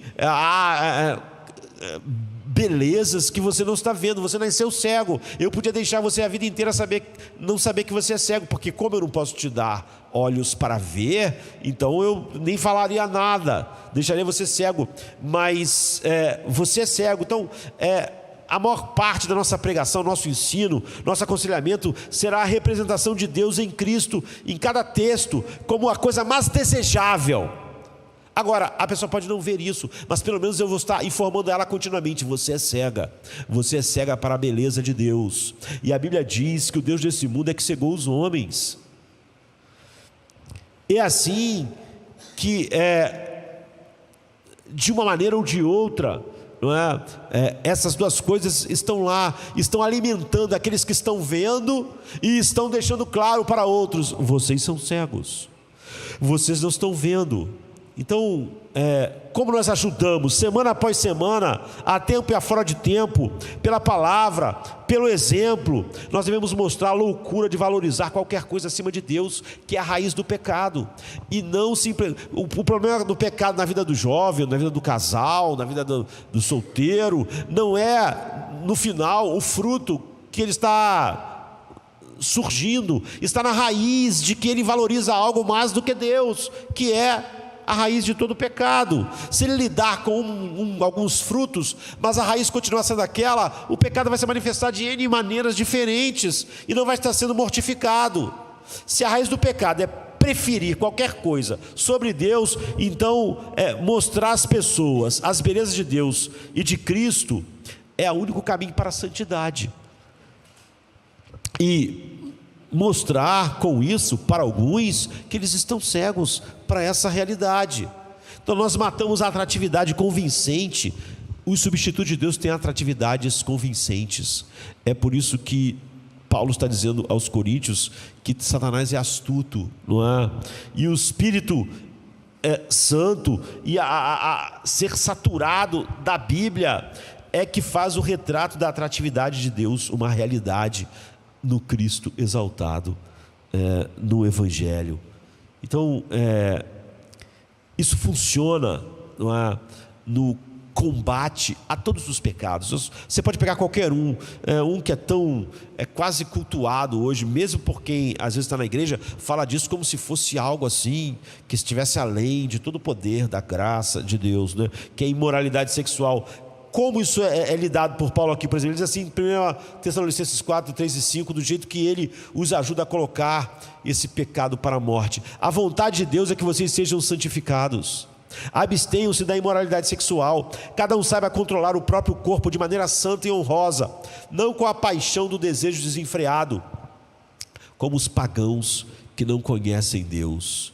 Ou seja, essa é a vontade de Deus, a vossa santificação, ou seja, a santidade, que é matar o pecado, que vos abstenhais da prostituição, que você mate esse pecado, que cada um de vós saiba possuir o seu corpo em santidade e honra, não na paixão da concupiscência. Todas as discussões querendo justificar isso, ou querendo torcer a teologia de maneira que eu sou salvo, mas não há nenhum poder lidando comigo, está aqui. Paulo diz: como é que você pode fazer isso? Você não pode viver dessa forma, porque você estaria vivendo como gentios que não conhecem Deus. Conhecer Deus é o antídoto contra essas coisas, não essas coisas. Se você não está contra esses frutos, você vai estar perdido, porque o que faz os pagãos serem escravos disso é que eles não conhecem Deus. Então o segredo é conhecer Deus. Ele não apenas joga palavras que não conhecem Deus, para que se saibam como os gentios operam. Ele coloca lá para mostrar a razão da raiz, porque eles vivem assim, eles são escravos das suas paixões, porque eles não conhecem Deus. E como vocês poderiam ser como eles? Vocês não conhecem Deus. Eles não conhecem Deus. Deus é para eles uma história distante, irreal, não é? E o sexo para eles é o sol. O Deus para eles é uma fábula. O sexo para eles é o sol do meio-dia.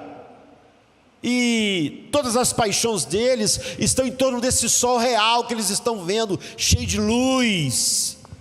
Mas para vocês é o oposto, não é? Eles não têm conhecimento de Deus. Assim Deus entregou eles, ele diz em Romanos 1:28, a um sentimento perverso, para fazer aquilo que não deve ser feito, aquilo que é destrutivo. Além do mais, visto que desprezaram o conhecimento de Deus, Deus os entregou a uma disposição mental reprovável para praticarem o que não deviam. Eles não sabem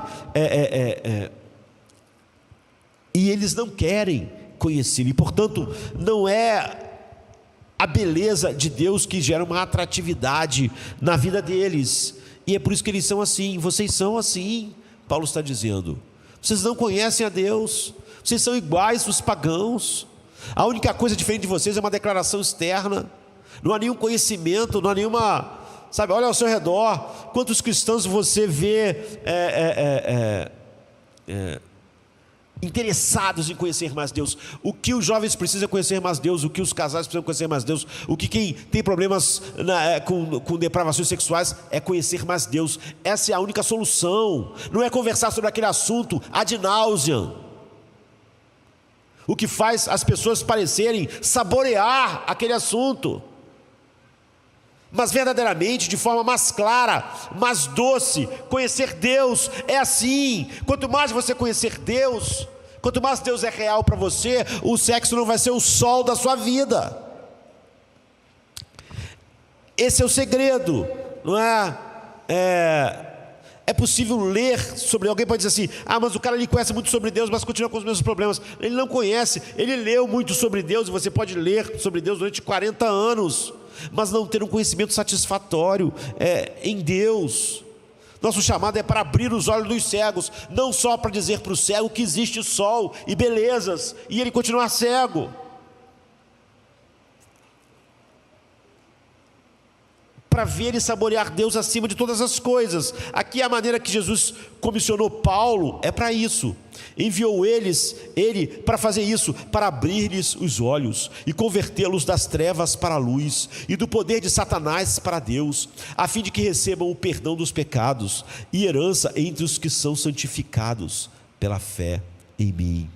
É assim, você vê, abrir os olhos, visão correta, tudo novo. Nós podemos pegar a maior de todas as doutrinas e sermos completamente enganados pela astúcia da serpente. É por isso que Paulo diz: eu tenho medo que vocês tenham sido enganados como Eva pela astúcia da serpente, e a simplicidade da verdade de Cristo não esteja na mente de vocês, nem no coração, portanto, nem na vida de vocês. Vamos orar. Venha se cansado estás, e eu descanso darei.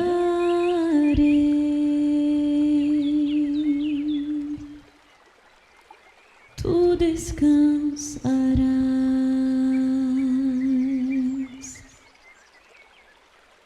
Venha a mim se não tens paz, e eu darei paz sem fim.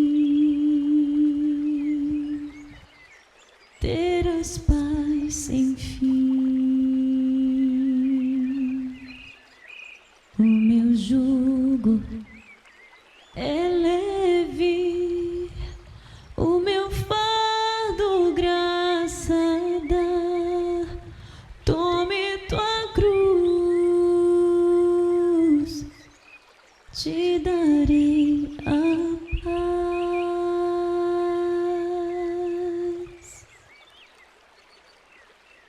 Venha o aflito e lhe darei paz, minha paz darei.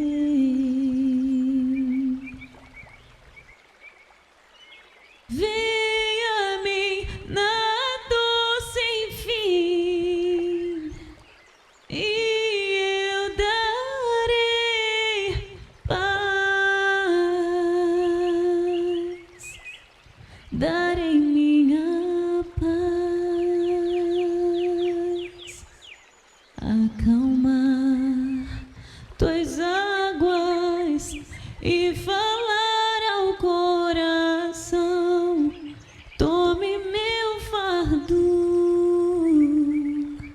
te darei a paz.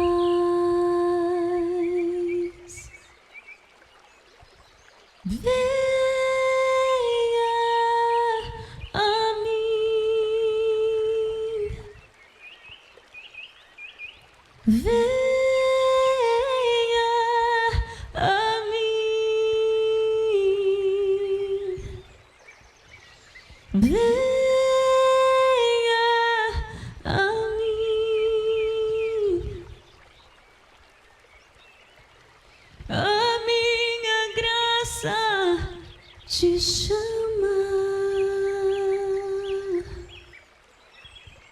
a minha graça te salva.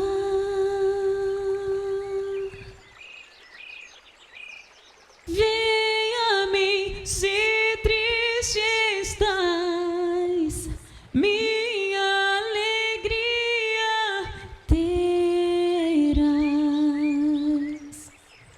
alegria e paz.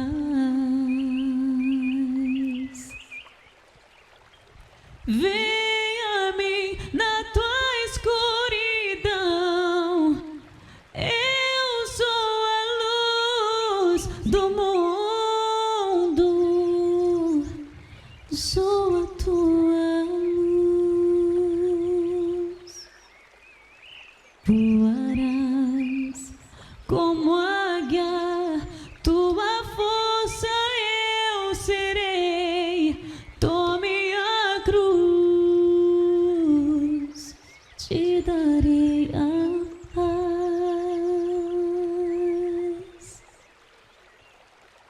Venha a mim,